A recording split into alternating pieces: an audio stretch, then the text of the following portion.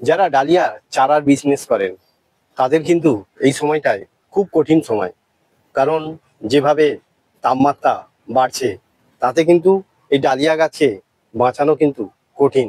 Dahlia হচ্ছে শীতের, এখন আমাদের গ্রীষ্মকাল, যতদিন না ওয়েদার নর্মাল আসছে ততদিন কিন্তু ডালিয়া গাছকে বাঁচিয়ে রাখা খুব কঠিন। এই সময় যেটা আসে সেটা হচ্ছে লাল মাকড়ের সমস্যা। দ্বিতীয়ত এই এই যে গোড়া থেকে পচে ডালিয়া গাছ নষ্ট হয়ে যায়। এইভাবে যদি গাছ নষ্ট হতে থাকে, যারা ডালিয়া চাষ করে তাদের কিন্তু সময়টা খুব খারাপ যাবে।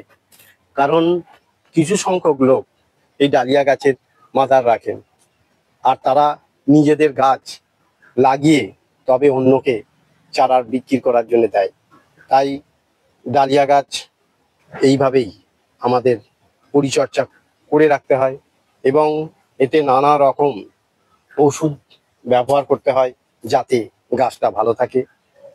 ঠিকঠাক থাকলে তবে অন্য বছরের তুলনায় এবারে কিন্তু ডালিয়া গাছের যে লাল মাকড় অনেকটাই কম, কিন্তু এখনো কিছু সময় বাকি আছে।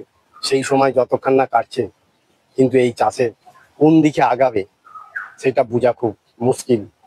আর যদি না হয় ডালিয়া চাষ কিন্তু মানুষ আস্তে আস্তে এই চাষ থেকে সরে যাবে। তাই এর যদি কোনো সুফল আমরা পাই বিভিন্ন দপ্তর থেকে, তাহলে কিন্তু ডালিয়া চাষিরা খুবই উপকৃত হবে। সবাই ভালো থাকুন, সুস্থ থাকুন, নমস্কার।